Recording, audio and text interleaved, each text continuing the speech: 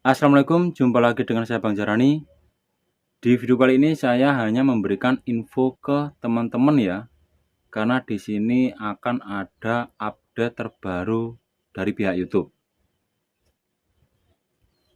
Mungkin di sini untuk teman-teman ada pemberitahuan seperti ini ya, kalau pas kalian buka YouTube Studio. Nah, seperti ini ya. Pembaruan kebijakan, kami memperbarui kebijakan permohonan ulang program partner YouTube dan memperpanjang mode dijeda untuk langganan channel. Nah, di sini ini kita pelajari ya. Jadi di sini pihak YouTube itu memulai update terbaru lagi ya. Jadi untuk teman-teman di sini harus pahami. Perubahan kebijakan YouTube. Artikel ini merangkum perubahan terkini dan sebelumnya yang dibuat untuk kebijakan YouTube, guna mengetahui pembaruan lain yang relevan untuk kreator YouTube. Jadi di sini ya, yang akan diupdate untuk ke depan ya, perubahan terbaru, pedoman komunitas, pembaruan pada kebijakan terkait gangguan pola makan. Nah, di sini mungkin konten-konten mukbang ya. Ini konten-konten mukbang yang mukbangnya itu ekstrim, kayak mungkin makan ular atau makan kalajengking ya. Kan banyak tuh, biar viewer banyak, dia makannya semua dimakan.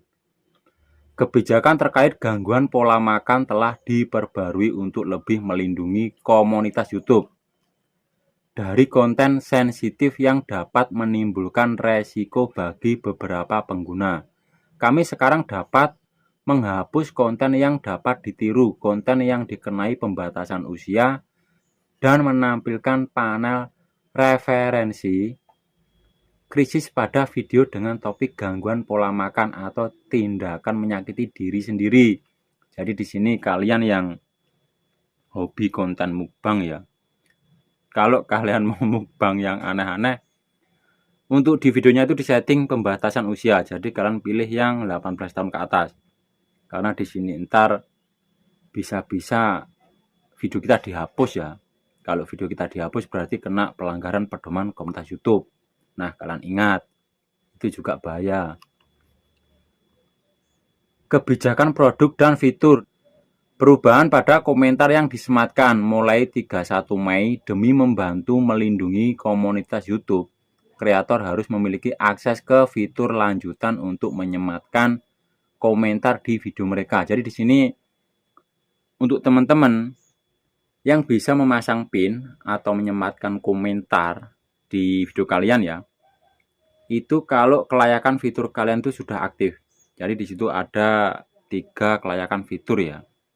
Di situ untuk caranya mengaktifkan juga ada di video saya.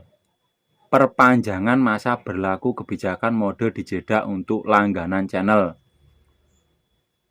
Mulai 5 Juni 2023, kami akan memperpanjang masa berlaku kebijakan mode dijeda dari 90 hari menjadi 120 hari.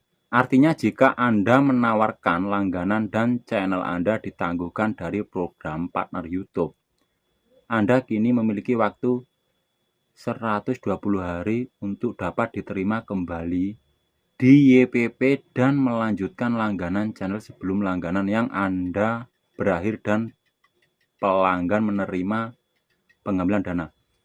Maksudnya di sini misalnya kita sudah mempunyai fitur langganan ya, langganan channel seperti ini ya, dan sudah ada membernya, dan channel kita misalnya kayak ditangguhkan atau mungkin kena dismount ya, konten berulang atau yang digunakan ulang, yang dulunya di sini hanya waktu 90 hari, sekarang diperpanjang ya 120 hari untuk dapat diterima kembali. Nah, ini berarti waktunya agak dilambat lagi ya, bikin pusing lagi ya, bikin mumet. Dan untuk program partner YouTube dimulai tanggal 5 Juni 2023. Nah, di sini cuman penerapannya itu di bulan 5 Juni.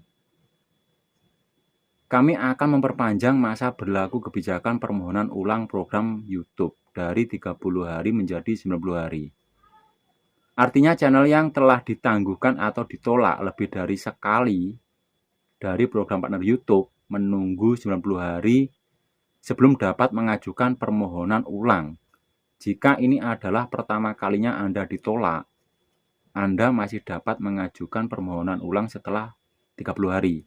Namun jika ditolak lagi, Anda harus menunggu 90 hari sebelum dapat mengajukan permohonan ulang.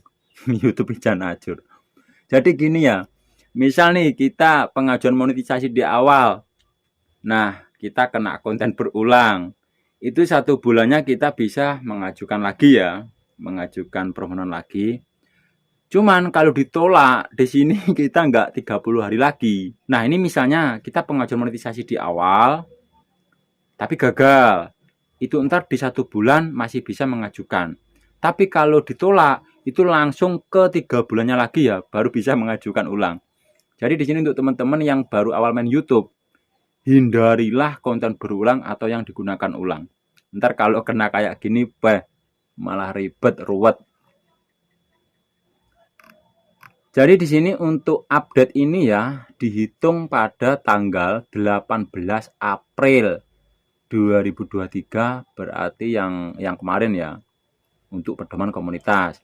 Dan untuk kebijakan produk dan fitur ini dihitung mulai tanggal 31 Mei, berarti Mei ini ya, tanggal 31. Dan untuk perpanjangan masa berlaku kebijakan mode dijeda untuk langganan channel ini dihitung mulai 5 Juni 2023.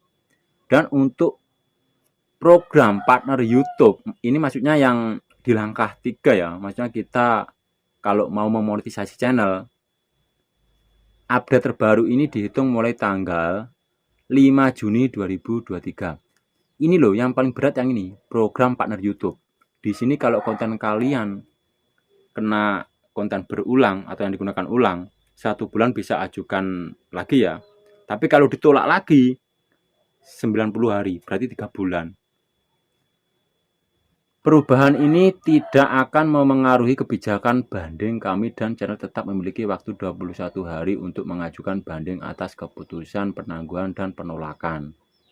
Jika pengajuan banding tidak disetujui dan ini bukan pertama kalinya Anda ditolak, Anda harus menunggu 90 hari. Berarti di sini kalau kita ditolak 1 bulan masih bisa ajukan banding. Tapi kalau ditolak lagi, itu kita bisa mengajukan banding 90 hari, berarti 3 bulan. Wis ngono wis. Makanya saiki yo hati-hati ngono. Kalau untuk bikin konten ya, hindari konten berulang atau yang digunakan ulang. Intinya kebijakan YouTube ini berarti sebagai motivasi kita itu loh, sebagai konten kreator agar bikin konten original. Tetap semangat dengan Tubang. Wassalamualaikum warahmatullahi wabarakatuh.